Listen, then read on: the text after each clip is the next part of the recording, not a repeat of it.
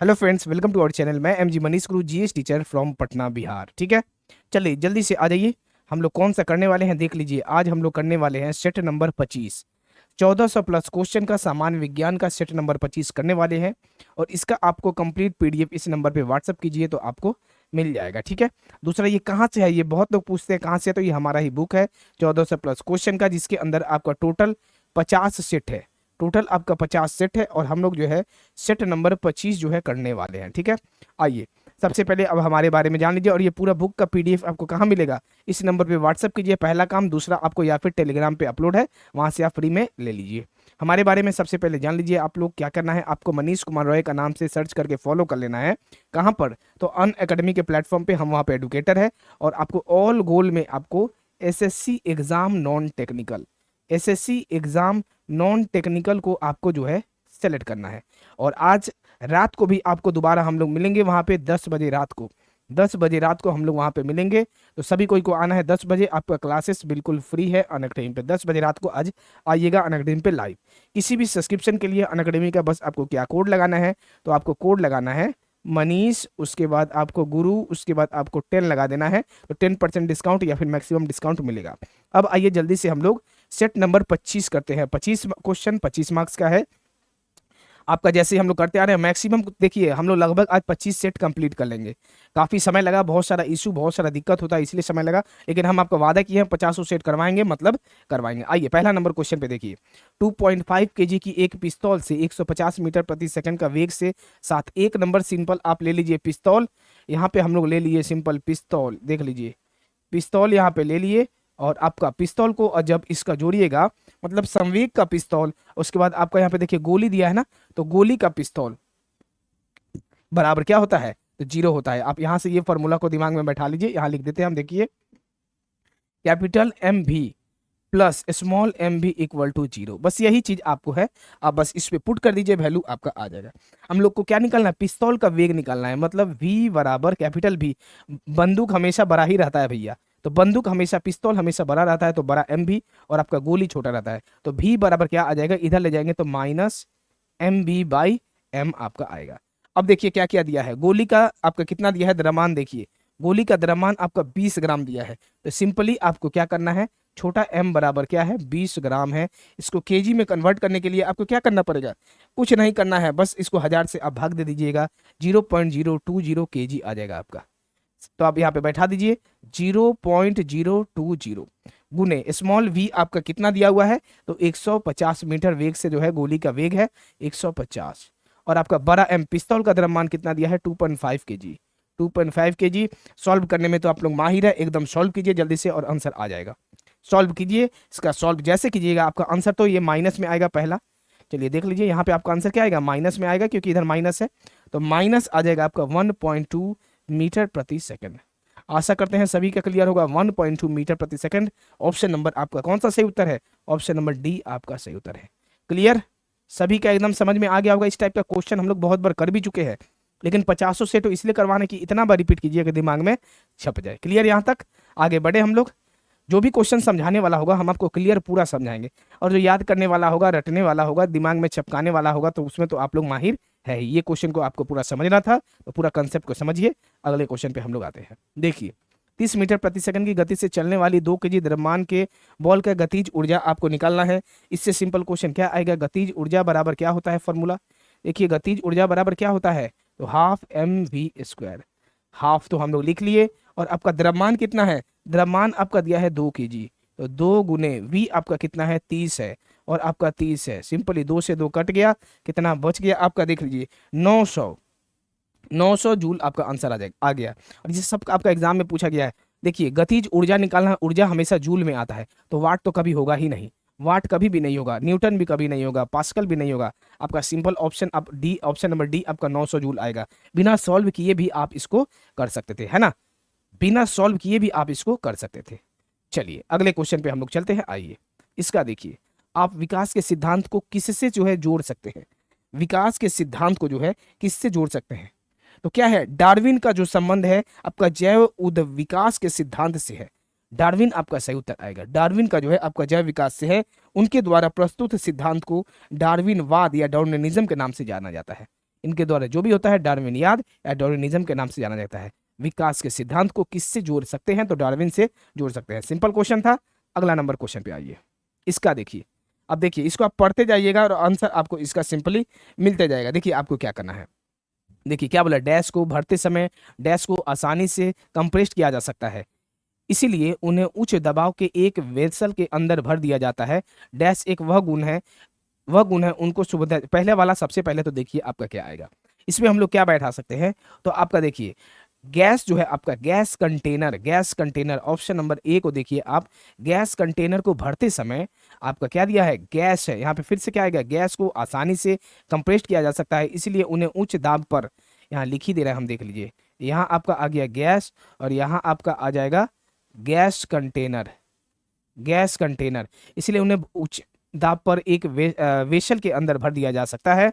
और उसके बाद गैसीय का वह गुण है, गैसीय का वह गुण है उनको सुविधाजनक तरीके से छोटे से कंटेनर या सिलेंडर में भरने और वह भी अधिक मात्रा में भरने की अनुमति देता है। इससे उन्हें दूसरे स्थान पर आसानी से भेजा जा सकता है।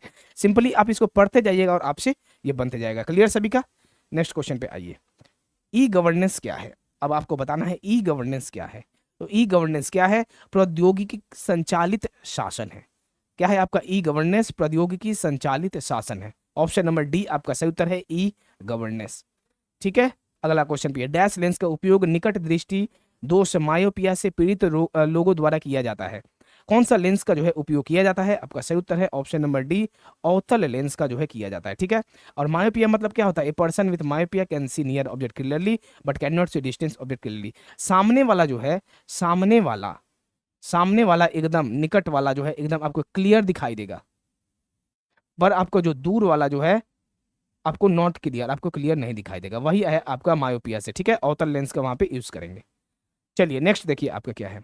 ध्वनि तरंगों की गति आपका 700 मीटर प्रति सेकंड है। ध्वनि तरंगों 7 किलोमीटर की यात्रा करने से कितना समय लगेगा? तो देखिए सबसे पहले हम लोग जानते हैं F इक्वल टू आपका C बाई लैम्डा या फिर V बाई लैम्डा। F आपका है आवृत्ति, V है वेग और आपका तरंगदैर्घ्य आपका दिया है। यहाँ से हम लोग आवृत्ति अगर निकाल लेते हैं, कितना दिया है 700 और आपका 7 किलोमीटर है। किलोमीटर को मीटर में बदलने के लिए 7000 कर देंगे। ठीक है, 7000 इसका कर देंगे। उसके बाद देखिए क्या है कि इसको जैसे हम लोग काट दिए तो आपका 7 से 7 ये दोनों आपका कट गया। 1/10 आपका कितना आ गया? 0.1 जो है हर्ज आपका आ गया, 0 पॉइंट हर्ज आ गया। ठीक है, 0 पॉइंट हर्ज आपका आ गया।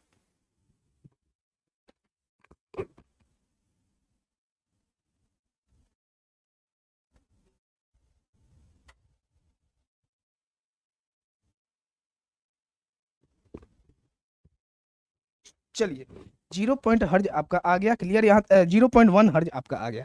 उसके बाद आपको क्या करना है, देखिए उसके बाद आपको क्या करना है, यहाँ से बस सिंपली आपको t इक्वल टू 1/f होगा। t इक्वल टू 1/f मतलब 1/0.1 ऊपर चल जाएगा। सिंपली आपका 10 सेकंड हो जाएगा आपका आंसर। क्लियर, 10 सेकंड आपका आंसर हो गया। क्लियर है यहाँ तक? क्लियर है सभी का? चलिए अगले क्वेश्चन पे आइए। दो वस्तुओं के बीच आकर्षण बल को डैश कहा जाता है।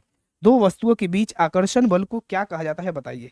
सिंपल क्वेश्चन है आपका। देखिए दो आपका पकड़ लीजिए, हम लोग ये हैं आपका M1 है, M2 है। ठीक है, और यहाँ से यहाँ तक का बीच का क्या है आपका दूरी है, R ले लिए। तो यहाँ से क्या होता है F equal to ji M1 M2 बटे में R²। यही वाला कॉन्सेप्ट लगेगा। आपका क्या है? गुरुत्वाकर्षण बल है। ऑप्शन नंबर डी आपका सही उत्तर है। क्लियर है सभी का? क्या है आपका? गुरुत्वाकर्षण बल है। ऑप्शन नंबर डी आपका सही उत्तर है। दो वस्तुओं के बीच आकर्षण बल को डैश कहा जाता है। क्या कहा जाता है? तो गुरुत्वाकर्षण बल कहा जाता है। बिल्कुल यहाँ पे किसी का डाउट नहीं होगा। चलिए अगले क्वेश्चन पे आइए। अगला क्वेश्चन देखिए, किसी भी पदार्थ एक मोल में मौजूद कणों की संख्या क्या है? बहुत सिंपल क्वेश्चन। एक मोल में मौजूद कणों की संख्या हमेशा कितना होता है? 6.022 या फिर 23 × 10⁻23। कितना होता है? 6.022 × 10⁻23। कौन सा सही उत्तर है? ऑप्शन नंबर डी आपका सही उत्तर है। ये सब आपको दिमाग में चपका लेना है। एकदम सिंपल क्वेश्चन है, एकदम आपका वन लाइनर टाइप से क्वेश्चन है। डैश H2SO4 का आणविक द्रव्यमान आपको बताना है क्या आएगा। सिंपली निकाल दीजिए। देखिए H2SO4 H का कितना है आपका 1 × 2 प्लस सल्फर का आपका कितना है? सल्फर का आपका 32 और प्लस 16 × 4। अब ये तो सभी को क्लियर है ना, 32 16 क्या लिख रहे हैं, सब आपका द्रव्यमान है। कितना आ जाएगा? देखिए 2 + 32 और प्लस 16 4 जा 64। 4। सिंपली जोड़ दीजिए, 4 2 6 2 8, मतलब कितना आ गया 98 आपका आंसर आ गया। सब क्वेश्चन आपका आएगा, ऑप्शन नंबर डी आपका सही उत्तर है। आशा करते हैं सभी का एकदम क्लियर होते जा रहा होगा। ये सब क्वेश्चन इस टाइप का हम लोग प्रैक्टिस ऑलरेडी कर चुके हैं। ठीक है, अगले क्वेश्चन पे आइए। एक तत्व का इलेक्ट्रॉनिक विन्यास 287 है, इसका संयोजकता क्या होगा? हमेशा देखिए, संयोजकता के लिए अष्टक आपका होना जो है जरूरी है। अष्टक पूरा करने के लिए एक इलेक्ट्रॉन की इसमें जरूरत पड़ेगा, कितना है 2 8 7। अष्टक क्या करना पड़ेगा, जैसे इसमें हम लोग एक इलेक्ट्रॉन और जोड़ देंगे 8 आ जाएगा। सिंपली आपको क्या करना है कि लास्ट में जो आपका दिया रहेगा संयोजकता निकालने के लिए, उसको बस 8 से घटा देना है। 8 - 7 कितना आ जाएगा, 1 आ जाएगा आपका आंसर। क्लियर है, ऑप्शन नंबर सी आपका सही उत्तर आ जाएगा। ऑप्शन नंबर सी लास्ट में पकड़ लीजिए, 2 8 5 रहता है। आप इसको इसमें क्या करना है, बस आपको 8 में से 5 को घटा देना है, आपका कितना आ जाएगा 3 आ जाएगा आपका संयोजकता। ये आपका एग्जाम्पल है। आशा करते हैं सभी क्या क्लियर होगा। बस आपको 8 से घटा देना है, हमेशा आपका 8 जो है पूरा देना है। लास्ट में आपका 8 होगा, अष्टक होगा, तभी ना आपका वैलेंसी आएगा। तो वही आपका क्लियर है सभी का। चलिए अगले क्वेश्चन पे आइए। एकदम धराधर एकदम सभी कुछ, बहुत सारा क्वेश्चन तो हम लोग कर चुके हैं। अब ये सब क्वेश्चन में समय लेंगे तो नहीं काम चलेगा। एक मजदूर भूमि से 14 केजी का सामान उठाता है, भूमि से 1.5 मीटर ऊपर अपने सिर पर रखता है, तो उसके द्वारा सामान पर किए गए कार्य की गणना करें। सामान पर किए गए कार्य का जो है आपको गणना करना है। देखिए क्या है आपका, सिंपली आप लोग फॉर्मूला जानते हैं। सामान ऊपर उठाता है मतलब सिंपल यहाँ पे किया गया कार्य निकालना है। तो यहाँ कौन सा आ जाएगा, पोटेंशियल एनर्जी mgh, सिंपली लगा दीजिए। m आपका दिया है 14, g आपका कितना है, तो देखिए g आपका यहाँ पे 9.8 या फिर 10 लेके बैठाइए और आंसर देखिएगा कि आपका आंसर क्या आ रहा है। h आपका कितना है 1.5 है, 15 × 14 कर देंगे, सिंपली कितना आ जाएगा 210 जूल। अब कहिएगा कि g 9.8 भी ले सकते हैं, तो आपको हम पहले ही बताए थे, या फिर G10 ले सकते हैं। अब दोनों देख के आप चेक कर सकते हैं। सिंपली देखिए यहाँ पे सब में लास्ट में 0 है, इवन का तौर पे है, तो आप 5 का तौर पे है, तो आप इसको पहले पुट कीजिए। कुछ भी नहीं दिया है तो इसको बाद में पुट कीजिएगा। आपका आंसर आ गया 210 जूल। ऑप्शन नंबर सी आपका सही उत्तर है। ऑप्शन नंबर सी आपका सही उत्तर है। देखिए कार का हमेशा जूल ही आता है, इसीलिए आपका जूल वाला पे मारना है, ये नहीं कि उल्टा मार देना है। किसी वस्तु का संवेग डैश पर निर्भर करता है। संवेग आपको बताना है किस पर निर्भर करता है, बहुत सिंपल है। संवेग क्या होता है, संवेग मोमेंटम बराबर मास गुने वेलोसिटी, मास गुने वेलोसिटी, द्रव्यमान गुने वेग। तो आपका क्या आएगा सही उत्तर, 13 नंबर का, 13 नंबर का सही उत्तर आ जाएगा। ऑप्शन नंबर बी आपका सही उत्तर है। वस्तु के द्रव्यमान और वेग दोनों पर, ये क्या है आपका, ये आपका है द्रव्यमान, ये आपका द्रव्यमान और ये आपका जो है वेग है। एकदम सिंपल क्वेश्चन है, ये सब में कोई जान ही नहीं है। ऑप्शन नंबर डी बी आपका सही उत्तर है। ठीक है, क्लियर। आइए, पीवीसी, पीवीसी का पूर्ण रूप क्या है, पीवीसी का पूर्ण रूप क्या है, बहुत सिंपल क्वेश्चन, आपका सही उत्तर आ जाएगा। सिंपली दिमाग में एकदम छाप लीजिए, option number B PVC polyvinyl chloride. क्या आ जाएगा, पॉलीविनाइल क्लोराइड आपका आ जाएगा पीवीसी। आपको कभी कभी क्या करेगा कि इंग्लिश में भी आपको दे देगा, पॉलीविनाइल और क्लोराइड आपका आएगा पीवीसी। ठीक है, यह एक क्या है, अक्रिय स्टील ताप सूरक पदार्थ है। इसका मतलब क्या होता है, उष्मा तथा रासायनिक पदार्थों का इस पर कोई भी प्रभाव नहीं पड़ता है। उष्मा का, रासायनिक पर कोई भी प्रभाव इस पे नहीं पड़ेगा। और यह तीसरा सर्वाधिक उत्पादक प्लास्टिक है। प्लास्टिक में सबसे ज्यादा आपका है आपका पॉलीथिलीन है, और उसके बाद ये आपका है तीसरा है, दूसरा आपका है पॉलीप्रोपिलीन है, और तीसरा आपका क्या है, तीसरा आपका ये पीवीसी है। क्लियर। अगला क्वेश्चन पे आइए। निम्नलिखित में से कौन सा कथन सत्य है आपको बताना है, सत्य है आपको बताना है। अपेक्षित घनत्व की इकाई, अपेक्षित घनत्व का भैया सबसे सिंपल यही आप जान लीजिए कि आपका अपेक्षित घनत्व देख लीजिए, जैसे कि हम आपको एक बता रहे हैं, अपेक्षित घनत्व आपका दिया है density equal to mass by volume होता है ना, तो मास बाई वॉल्यूम और नीचे भी आपका मास बाई वॉल्यूम, दोनों कट गया, आपका सिंपल 1 आ गया। अपेक्षित घनत्व का कोई भी विमा नहीं होता है, कोई भी उसका इकाई नहीं होता है, कुछ भी नहीं होता है। तो इसका इकाई ये कहाँ से होगा, ये हो ही नहीं सकता। अपेक्षित घनत्व का इकाई ये भी नहीं होगा। अपेक्षित घनत्व का कोई भी इकाई नहीं, अपेक्षित घनत्व का इकाई केजी, कुछ भी नहीं होगा। 1 आ गया आपका। सिंपली आपका क्या होगा, अपेक्षित घनत्व का कोई भी इकाई नहीं होता है। ऑप्शन नंबर सी आपका सही उत्तर है। क्लियर। आशा करते हैं सभी को एकदम जो है समझ में आ रहा होगा, सभी को एकदम क्लियरली तरीका से समझ में आ रहा होगा। ठीक है, अगला क्वेश्चन देखिए। किस प्रकार के उत्तक में जो है एक समान जो है कार्य करने वाले विभिन्न प्रकार की कोशिकाएं होती है, विभिन्न प्रकार की कोशिकाएं होती है। क्या आएगा आपका सही उत्तर, देखिए जल्दी से। किस प्रकार के उत्तक में एक समान कार्य करने वाले विभिन्न प्रकार की कोशिकाएं होती है, आपका क्या आएगा, एपिडर्मस, जटिल तंत्रिका या फिर मेरिस्टेमेटिक उत्तक। तो आपका सही उत्तर आ जाएगा ऑप्शन नंबर 16 का सही उत्तर आएगा ऑप्शन नंबर सी आपका जो है जटिल उत्तक आपका सही उत्तर आएगा। ठीक है, जटिल उत्तक में जो है एक समान कार्य करने वाले आपका विभिन्न प्रकार की कोशिकाएं होती है। दो या दो से भिन्न अधिक प्रकार की कोशिकाओं से बने उत्तक को जटिल, सिंपल है, आप लोग सभी को समझ ही रहे होंगे कि जटिल क्या हो गया भैया। तो जटिल हो गया एक से तो नहीं होगा, दो या दो से अधिक जो है बनी उत्तक से, सिंपल जटिल मतलब दो या दो से अधिक, आप इससे पकड़ सकते हैं। ठीक है, दो या दो से अधिक प्रकार की कोशिकाओं से बने उत्तक जटिल अस्थायी उत्तक जो है कहलाते हैं। ये एक जो है आपका इकाई के रूप में साथ कार्य करते हैं, मतलब आप यूनिटी के तौर पे ये जो है कार्य करते हैं। अगले क्वेश्चन पे चलिए, नेक्स्ट देखिए क्या है। MnO2 प्लस 4HCl Mn, ये आपको बताना है दी गई अभिक्रिया डैश अभिक्रिया का एक उदाहरण है। कौन सा अभिक्रिया का आपका उदाहरण है? तो संयोजन तो आपका क्लियरली नहीं दिखाई दे रहा है। दोहरा विस्थापन में थोड़ा सा कंफ्यूजन आपको होगा, लेकिन नहीं है, विस्थापन भी नहीं है। आपका सही उत्तर आएगा ऑप्शन नंबर डी, रेडॉक्स आपका आ जाएगा इसका सही उत्तर। ठीक है, रेडॉक्स आपका क्या होता है? रेडॉक्स अभिक्रिया के अंतर्गत वे सभी रासायनिक अभिक्रिया सम्मिलित होते हैं जिसमें परमाणुओं की ऑक्सीकरण अवस्था बदल जाती है। देख रहे हैं, परमाणुओं का जो है आपका ऑक्सीकरण अवस्था जो है आपका रेडॉक्स रिएक्शन में बदल जाती है। ऑप्शन नंबर आपका डी जो है सही उत्तर है। नेक्स्ट क्वेश्चन पे आइए देखिए, किसी पदार्थ पर डैश कार्य करने के बावजूद भी उसके जो है आकार में परिवर्तन न होने का गुण डैश कहलाता है। क्या कहलाता है? आपका सही उत्तर क्या आएगा? देखिए सिंपल क्वेश्चन है, आपका सही उत्तर आएगा ऑप्शन नंबर सी आपका सही उत्तर है। देखिए, किसी पदार्थ पर जो है बाह्य बल, कौन सा बल? बाह्य बल कार्य करने के बावजूद भी उसके आकार में परिवर्तन न होने का गुण जो है आपका दृढ़ता कहलाता है। होने का गुण ना होना आपका क्या कहलाता है? दृढ़ता कहलाता है। और इसी को क्या कहते हैं? तो इसी को कहा जाता है, आपको लिखा रहेगा हिंदी के जगह भी आपको कभी कभी लिख देगा, इसी को रिजिडिटी कहते हैं। दृढ़ता जो है इसी को कहा जाता है। क्लियर सभी का? 18 का सही उत्तर क्या गया? Option number C.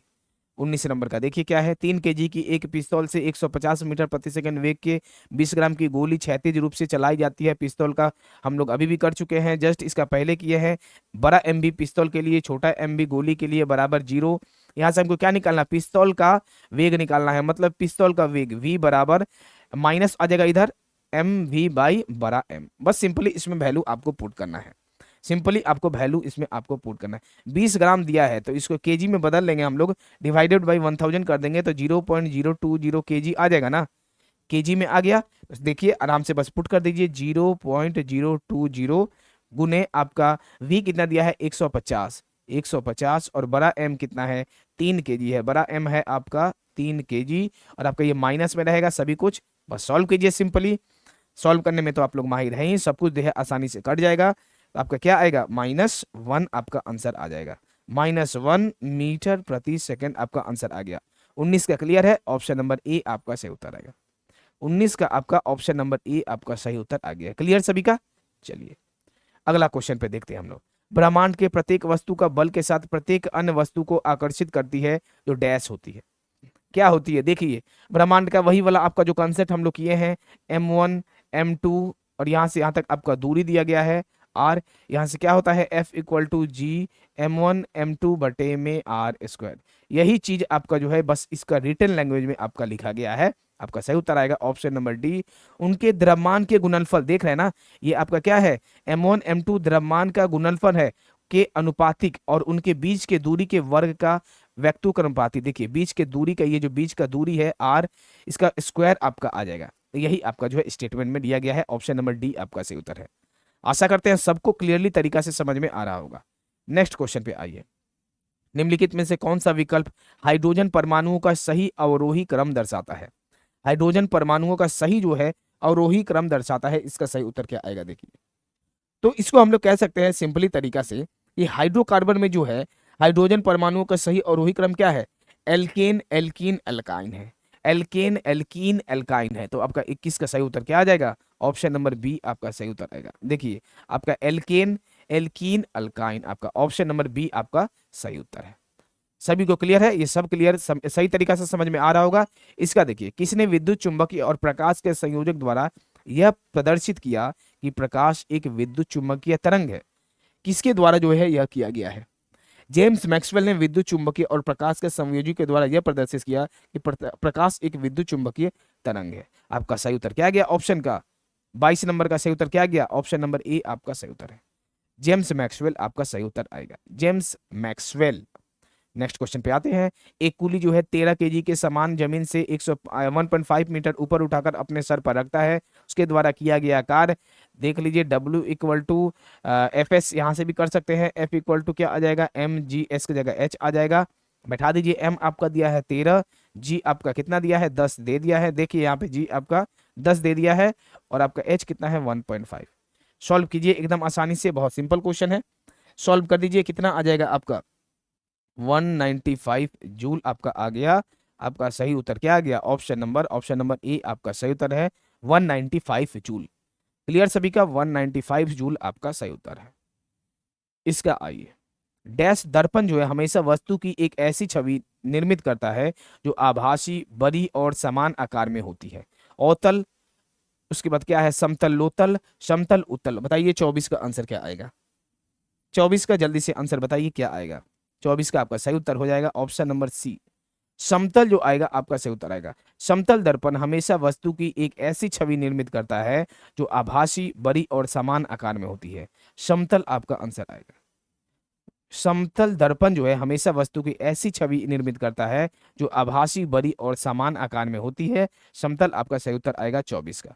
Option number C आपका जो है सही उत्तर है। ठीक है, ऑप्शन नंबर सी आपका सही उत्तर है। नेक्स्ट आइए और देखिए इसका, डैश बूझे हुए चूने का रासायनिक नाम है। बूझे हुए चूने का आपको रासायनिक नाम बताना है, ये क्या है। 25 का आपका आंसर क्या आएगा, calcium chloride, calcium hydroxide, calcium oxide, calcium carbonate. 25 का आंसर क्या आएगा, 25 का आपका आंसर आ जाएगा ऑप्शन नंबर बी आपका सही उत्तर है, कैल्शियम हाइड्रोक्साइड। कैल्शियम हाइड्रोक्साइड जो है बूझे हुए चूने का रासायनिक नाम क्या है आपका, तो बूझे हुए चूने का रासायनिक नाम है कैल्शियम हाइड्रोक्साइड। क्लियर, 25 का सभी का क्लियर है, कैल्शियम हाइड्रोक्साइड आपका सही उत्तर आएगा। बूझे हुए चूने का रासायनिक नाम क्या है, तो कैल्शियम हाइड्रोक्साइड आपका सही उत्तर है 25 का। क्लियर है सभी का। चलिए अब देख लीजिए, बूझे हुए चूने को इसी को क्या कहा जाता है, इसी को कहा जाता है आपका स्लैग्ड लाइम। क्या कहा जाता है, इसी को आपका कहा जाता है स्लैग्ड लाइम। और देख लीजिए, बूझे हुए चूने कैल्शियम हाइड्रोक्साइड का फॉर्मूला भी लिख सकते हैं, CaOH2 आपका आएगा, CaOH2 आपका आएगा। तो यहाँ पे हम लोग का कौन सा खत्म हुआ, यहाँ पे हम लोग का 25 नंबर सेट आपका समाप्त हो चुका है। 25 नंबर सेट हम लोग का समाप्त हो गया। और दोबारा हम लोग एक दिन में ट्राई करना है, कोशिश करना है कि एक दिन में 2-2 सेट कम से कम आपको दे दे, एक दिन में 2 सेट आपको दे दे। लगातार मेहनत कीजिए, सिलेक्शन लीजिए कैसे भी करके, और देखते हैं कि जुलाई के लिए आपका थोड़ा सा ये करेंगे कि एग्जाम डेट आपका आना जरूरी है। ठीक है, तो मिलते हैं हम लोग नेक्स्ट वीडियो में।